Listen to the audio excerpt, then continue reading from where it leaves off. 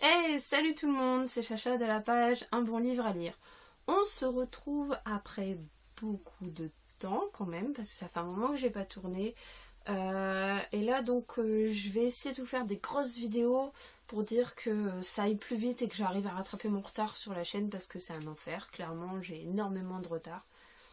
Donc là je vais vous faire un book haul sur décembre plus janvier d'un coup, comme ça tout est réuni, ça va plus vite pour moi. Et puis ça va vous faire une grosse vidéo. Et je vous ferai pareil avec février et mars. Et donc on va se dépêcher parce que y a pas mal de livres à vous présenter quand même. Donc comme d'habitude, je vais commencer avec les livres numériques. Donc en premier, je vais vous présenter Pourpre de Sylvie Grignon en auto-édition. Donc là on va se retrouver autour de Rennes-le-Château avec des corps d'enfants qui sont retrouvés au-dessus d'un puits. Les corps vont continuer de s'empiler pendant que la police judiciaire va commencer à enquêter et apparemment il y a tout un truc autour des entreprises pharmaceutiques. Je ne sais pas trop ce que ça va donner, j'ai pas eu énormément de retours sur ce livre, en tout cas ça m'intrigue. J'ai ensuite pris en numérique Juste après la vague de Sandrine Colette. Donc c'est une auteure que je n'ai jamais lue, bien que j'ai un roman d'elle, je crois, en poche. Et donc en fait ce roman m'intriguait beaucoup vis-à-vis du choix psychologique qui doit être fait. En fait ça raconte l'histoire d'un volcan qui s'effondre dans l'océan. Et du coup il y a un énorme raz-de-marée et l'eau monte. Et il y a une famille qui se retrouve coincée dans leur maison, je crois, ou quelque chose comme ça. Et en fait l'eau elle continue de monter. Donc les parents ils ont conscience que sur tous leurs enfants il va falloir en sauver quelques-uns parce que la barque qu'ils ont n'est pas assez grande. Et que leur seul espoir c'est de regagner les terres les plus hautes pour demander de l'aide. Et donc ils vont devoir faire un choix dans leurs enfants, d'en laisser certains sur place et d'en embarquer d'autres avec eux. Et je trouve que c'est vraiment très dur comme récit, rien qu'à y penser. Donc il m'a tiré énormément. Et je suis vraiment en fait très pressée de le lire, sauf que comme c'est du perso, ça passe après les SP. Et du coup, pour l'instant, je m'y suis pas encore attaquée. Mais j'y pense très très bientôt. J'ai aussi reçu Les 4 éléments de Noémie Vernier, où là on va se retrouver dans un roman qui est un peu plus science-fiction fantastique, où on va avoir deux jeunes gens qui vont, contre leur gré, se retrouver embarqués dans des mondes parallèles à la Terre, donc 4 mondes parallèles à la Terre, 4 éléments, où ils vont devoir arrêter une guerre d'un ancien ministre déchu qui veut récupérer, enfin bref. Ça va être un truc vraiment plus science-fiction, plus fantastique. En fait, je sais pas trop comment le ranger dans ce truc-là. Mais voilà, ça m'intriguait vraiment. Et ouais, je suis assez enjouée à l'idée de le lire. J'espère que ça va le faire. Donc maintenant, on va passer au livre papier. Oh, je le sens mal. Premier livre à vous présenter que j'ai reçu en décembre. Je me l'étais commandé parce que j'avais le volume 3 et donc il me manquait le 1 et le 2, donc j'attends toujours le volume 2. Donc celui-ci, vous l'avez peut-être déjà vu passer dans ma vidéo sur ma collection Harry Potter. J'adore ce genre de livre publié chez Gallimard. Donc voilà, quand vous l'ouvrez, il y a des superbes photos. On retrouve vraiment plein d'images du film, des goodies, des trucs à soulever et tout, enfin bref. C'est typiquement le genre de roman, enfin, c'est typiquement le genre de livre qu'en tant que fan d'Harry Potter, j'adore avoir. Donc voilà, c'était un achat perso du mois de décembre. Achat perso du mois de décembre, grâce à mes points de France Loisirs, j'ai pu me prendre le coffret des Fleurs Captives de V.C. Andrews. Alors me demandez pas son nom compris, j'en sais rien. Je l'ai pris parce que clairement le coffret est magnifique.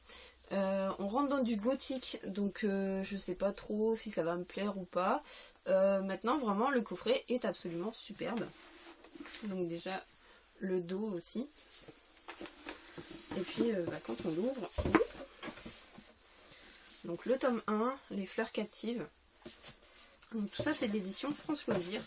Hop. Le tome 2, Pétale au vent. Là, j'ai le 5. Le jardin des ombres. Le 4, les racines du passé. Et oui, je fais pas ça dans l'ordre. Donc je finis avec le 3, bouquet d'épines.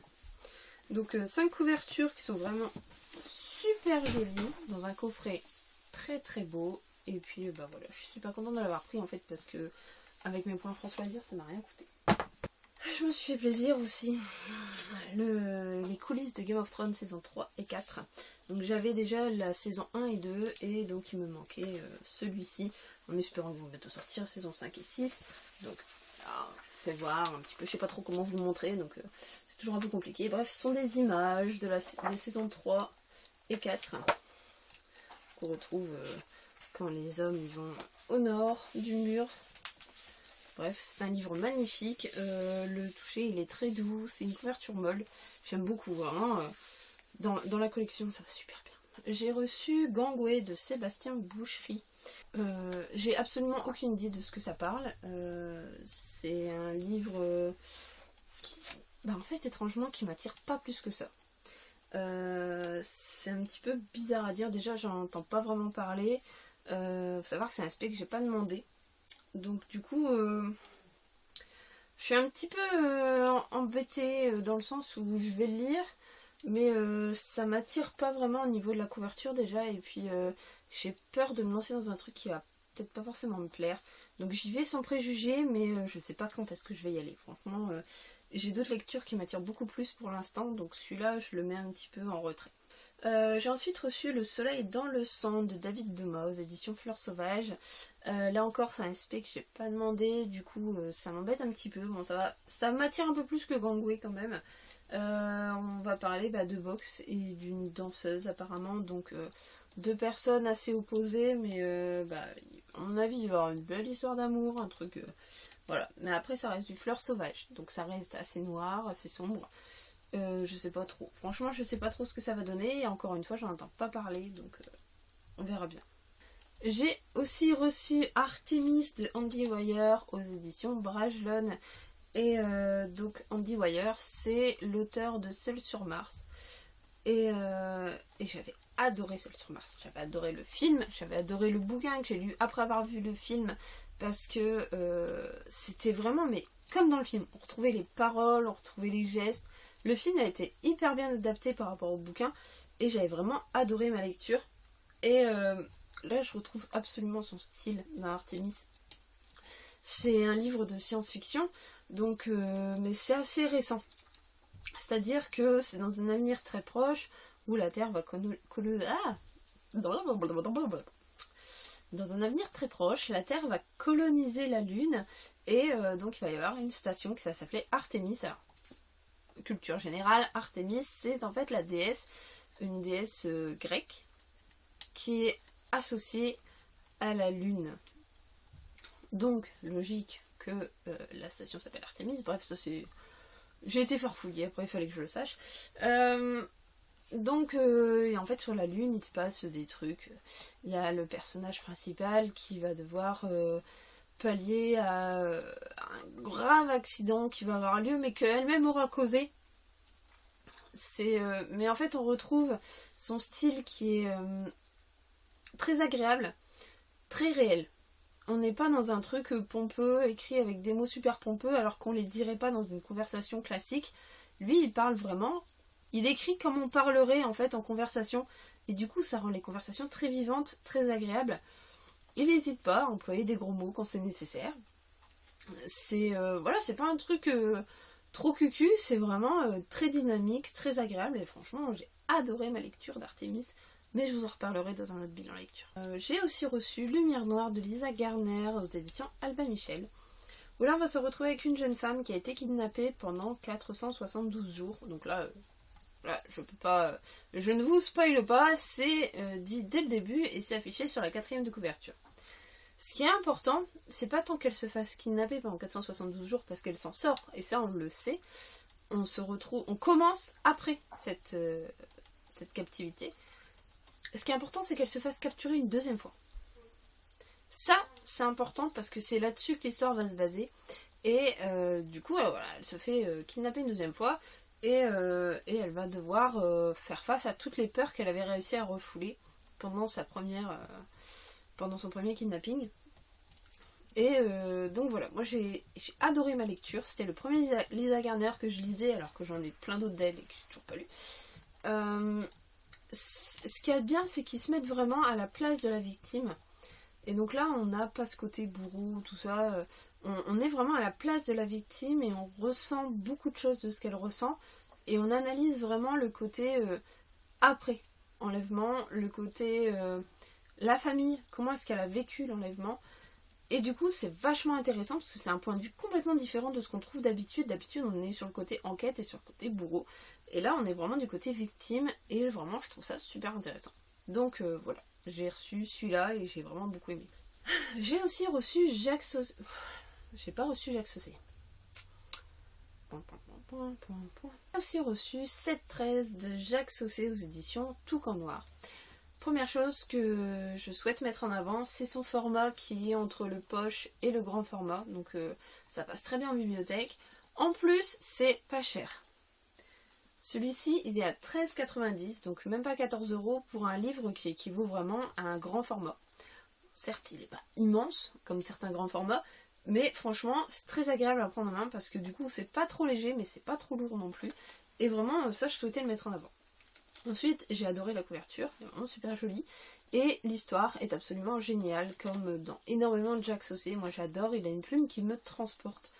Et donc là, on retrouve 7-13. Je ne vous dirai pas ce que c'est, je vous en parlerai dans un bilan lecture très prochainement. Et j'ai vraiment adoré ma lecture. C'était... il a cette façon de mélanger le passé et le présent et de tout faire rejoindre que franchement c'est magique. Il est super doué, j'adore Jacques Saucé. J'ai aussi reçu Angelica Varinen aux éditions Flammarion Jeunesse. C'est le tome 1, Le voleur de bijoux. Là je pense qu'on est sur un livre plutôt pour les 7-8 ans. C'est écrit assez gros. C'est très joliment décoré à l'intérieur. C'est écrit vraiment assez gros. Donc voilà, moi j'ai demandé pour mes enfants. Ma fille l'a pas encore lu, mais j'ai trouvé super joli au niveau de la couverture, tout ça. Donc vraiment j'étais super enchantée de le recevoir. Je me suis aussi commandé Le secret de Crickley Hall de James Herbert aux éditions Borajlon. Donc ça c'est un livre qui est assez vieux, c'est pour ça que j'ai trouvé d'occasion. J'étais contente quand même, c'est du pavé, hein, va se le faire. Par contre, James Herbert il est quand même super connu pour ses écrits autour des romans un peu d'horreur, glaçants, type maison hantée, tout ça. Et donc là en effet on va se retrouver dans un manoir hanté. Je vous le lis, hein. Une vieille demeure comme on n'en trouve que dans les régions reculées d'Angleterre. Vaste et sinistre, elle a même l'air un peu menaçant. Lorsque Gabe et Eve viennent s'y installer avec leurs 2 filles, ils espèrent y trouver la paix et tourner la page sur le terrible malheur qui a frappé la famille. Mais quelque chose ne va pas. Bientôt des bruits inexplicables les arrachent du sommeil. Les enfants sont leurs seuls témoins d'étranges apparitions. Et chaque matin, la porte de la cave est entrouverte alors qu'on l'avait fermée la veille. Cette maison est le dernier endroit que les Calais auraient dû choisir. L'horreur qui les y attend dépasse tout ce qu'ils pouvaient imaginer. Oserez-vous affronter le terrifiant secret de Crickley Hall? Voilà, j'ai pas pu résister. J'ai vu la couverture, j'ai vu le synopsis, et j'ai fait oh, celui-là il est pour moi. Et moi qui adore les trucs de maison hantée, clairement, voilà. Par contre, moi-même, aller dans une maison hantée, hors de question. Mais en lire un bouquin, je vais surkiffer ma lecture, je le sens très bien parti. Donc, par contre, le problème c'est que c'est une lecture perso et que pour l'instant, j'ai pas vraiment le temps. Donc, je vous en reparle dès que je l'ai lu. J'ai reçu La disparue de la cabine numéro 10 de Russ Ware chez Fleuve Noir, que j'ai lu et que j'ai aimé. Donc certains ont trouvé ça plan-plan, d'autres ont complètement adoré le style. Moi je suis pas mitigée parce que j'ai vraiment bien aimé. Ça n'a pas été le coup de cœur non plus, mais l'histoire est vraiment pas mal du tout. On est enfermé dans un bateau de croisière avec une journaliste. Et en fait, il s'avère que elle boit beaucoup. Elle prend des médicaments aussi parce qu'elle a été agressée chez elle il n'y a pas longtemps. Et en fait, elle voit, depuis sa cabine, elle voit la personne de la cabine d'à côté être passée au-dessus de la rambarde et mourir noyée. Et du coup, elle en parle, sauf que en fait, il y a personne qui a disparu sur le bateau, il y a personne qui est porté disparu en tout cas, que ce soit parmi les invités ou parmi les membres du personnel.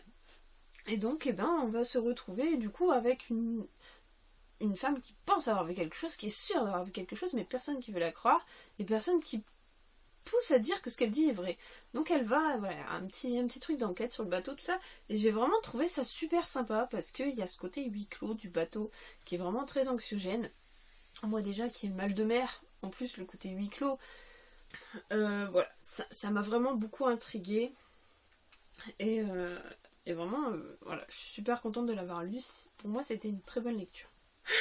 Je me suis aussi acheté, parce que là ce coup-ci je me suis acheté Les yeux de Slimane Baptiste Berhoun aux éditions Brajlon. Alors Brajlon, j'adore, clairement, je leur fais hyper confiance. Donc là on va se retrouver dans un bâtiment qui s'appelle l'Orme, qui est une sorte d'asile psychiatrique, qui a résisté à énormément de choses, qui a résisté au bombardement de la guerre et tout, et donc dedans on y traite des fous. Et il y a une jeune femme qui va arriver dans le bâtiment et apparemment elle y vient pour essayer de résoudre les plus horribles crimes qui sont réalisés à Paris, qui ont eu lieu à Paris récemment. Et donc voilà, l'enquête va la mener... alors je ne sais pas si c'est l'enquête, ou je ne sais pas si c'est qu'elle est médecin, enfin je ne sais pas trop comment ça va se dérouler. En tout cas c'est un livre dont je ne vois pas beaucoup, dont j'en entends pas beaucoup parler. Et je trouve ça dommage parce que ça reste du Brajlon, et Brajlon, moi je leur fais vraiment une confiance de fou. J'ai jamais été déçue par une de mes lectures chez eux. Et en plus les couvertures sont magnifiques. Et vraiment, je sais pas, il y a ce côté asile de fous, en même temps ils parlent de monstres. Et voilà, moi ça m'intrigue, ça me parle beaucoup, donc je suis pressée de le lire aussi. Je vais aussi vous présenter La Belle Sauvage de Philippe Pullman, qui en fait... qui est le premier tome d'une trilogie qui a lieu avant La Croisée des Mondes, donc de Philippe Pullman aussi. Moi je l'ai pas lu, je sais pas si je le dirai, parce que j'ai déjà pas lu La Croisée des Mondes. Et là on retrouve des personnages de La Croisée des Mondes, mais avant, pour expliquer un petit peu comment ils étaient. Et du coup voilà, en fait... je sais pas si je le lirai, en tout cas mon homme l'a lu. Donc si vous êtes curieux, il y a l'article sur mon blog. Il a fait l'article dessus, il a donné son avis à lui. Moi, voilà. En tout cas, c'est un très beau livre, donc je voulais absolument le prendre. La couverture, elle est super jolie, elle est douce et tout, donc vraiment, voilà. C'est un très beau livre. Pour les amateurs, je vous le conseille absolument. Voilà. Après, je pense que c'est aussi chacun ses lectures, tout ça, on lit pas forcément les mêmes choses. Je me suis aussi pris le tome 3 de Phobos. J'avais les 2 premiers tomes, donc là j'ai le tome 3, prochainement je prendrai le tome 4, tout doucement on avance. Et puis donc ça c'est de Victor Dixon, donc là moi je l'ai commandé à France Loisirs, donc je ne connais pas la maison d'édition d'origine, je ne sais pas, collection R, c'est possible. Donc là encore une fois avec Phobos, on va être avec des jeunes gens qui avaient été envoyés dans l'espace. Voilà, moi Phobos j'ai pas encore lu, mais je continue de les collectionner et de les acheter. Je n'ai pas encore lu les premiers, mais voilà, ils sont là. Je me suis aussi pris Dossier Mackenzie de Pierre Gauthier aux éditions de Nouvelle Plume, donc chez France Loisirs, où là on va se retrouver avec un flic qui se réveille suite à une fusillade, le seul survivant d'une fusillade qui a tué une bonne dizaine de flics, il me semble. Et donc ça va être le seul à se réveiller. Sauf que ses collègues, ils ont des comportements assez bizarres. Il y en a qui le traitent comme une grosse pourriture et il y en a qui le traitent comme un super-héros. Et en fait, il y a une grosse vague de suicides qui a lieu à peu près en même temps. Et donc, on pense que les deux vont être liés, je pense. Moi, ce qui m'a attiré, je vous le cache pas, hein, je vous le dis clairement, c'est le Mackenzie, côté écossais. Alors, voilà, mon Écosse chérie, je me suis dit que ça pouvait être sympa, une enquête de flic autour du thème de l'Écosse. Je me suis aussi pris La Faucheuse. Il me semble qu'il y a eu la suite qui est sortie il n'y a pas longtemps, et il me semble que si je dis pas de bêtises, ça doit être collection R de chez Robert Laffont. Je ne sais pas de quoi ça parle. Ça parle d'une faucheuse. Voilà, je vous en dirai pas plus, pour le coup, faudra peut-être chercher un petit peu parce que je ne sais pas de quoi ça parle. Je sais que ça m'attire énormément au niveau de la couverture, donc je l'ai pris, tout simplement. Ça reste du young adulte, ma fille grandit, elle commence à lire ce genre de livre, donc c'est très très bien. Donc même si moi je lis pas, même si moi je ne les lis pas, je pourrais peut-être vous en parler selon son avis à elle. Je me suis ensuite pris Le Crime de l'Orient Express et pourquoi pas Evans de Agatha Christie. Donc 2 romans d'Agatha Christie en un seul tome. C'est le 3e que j'ai déjà, donc France Loisirs en ressort un à chaque fois. Donc c'est très agréable, moi j'aime beaucoup. J'ai lu Le Crime de l'Orient Express. Alors j'avais aussi en poche. Donc j'ai lu en poche. J'ai beaucoup aimé, j'ai vu le film aussi, j'ai beaucoup aimé. C'était pas hyper transcendant, hein. J'avais nettement préféré Les 10 petits nègres. Mais voilà, le livre en soi est un très bel objet livre. Et comme ça, au moins, j'aurais peut-être enfin tous les Agatha Christie, même si j'ai vu qu'il y en avait énormément. J'ai aussi reçu Majestic Murder d'Armel Carbonell aux éditions Brajlon Thriller. Ça a été une lecture absolument incroyable. Je ne sais pas si vous avez vu passer ma chronique sur mon blog. La lecture a été transcendante. C'est un ovni, c'est vraiment un livre qu'on ne voit pas d'habitude.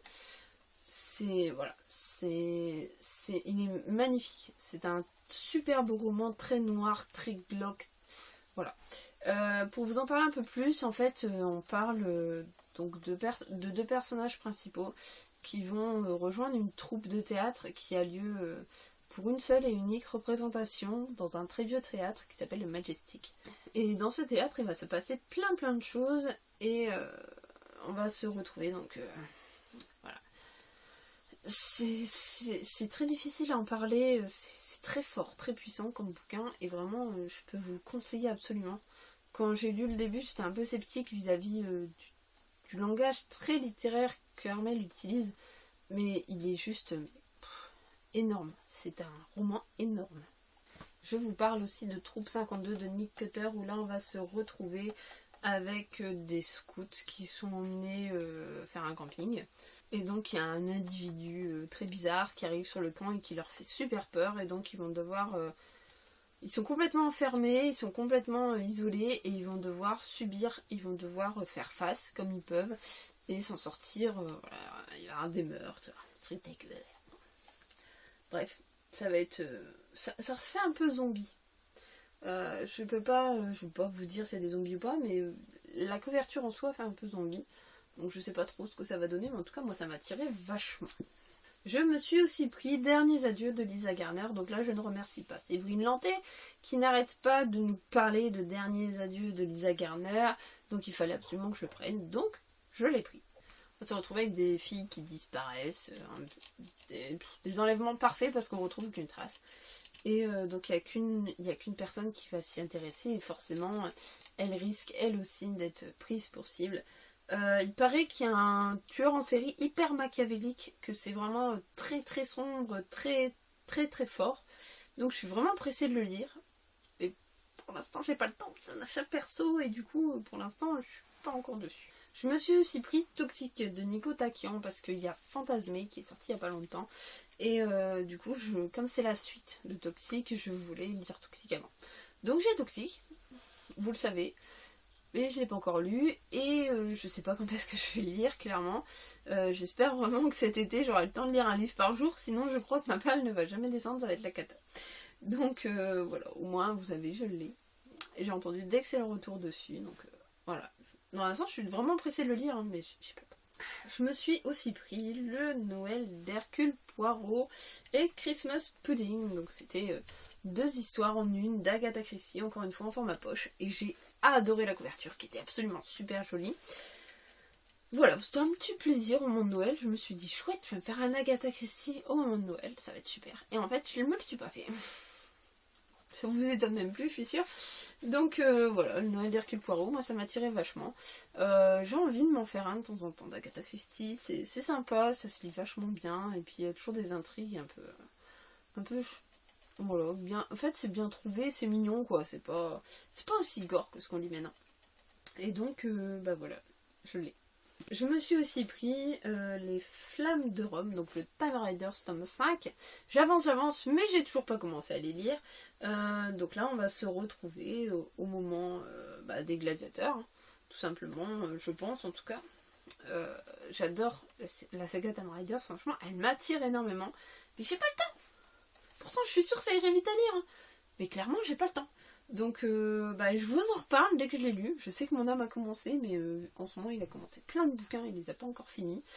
Voilà, je vous tiendrai au courant. Donc pour Noël, mon homme m'a aussi offert ce que je voulais absolument, c'est-à-dire l'intégrale des Outlander en livre. Et avec en plus un supplément sur les guides officiels. Donc je vais vous les présenter assez rapidement parce que ça ne doit pas passionner tout le monde, mais voilà, je voulais vous les montrer. Donc j'ai reçu Les Tambours de l'automne, qui est le tome 4, où là on va être avec Claire et Jamie, mais aux États-Unis. Donc de toute façon je voulais la saga complète, j'avais déjà les 3 premiers, donc je voulais absolument les suivants. Donc ensuite, les gros pavés arrivent avec le tome 5, La Croix de Feu, qui fait à peu près 1500 pages.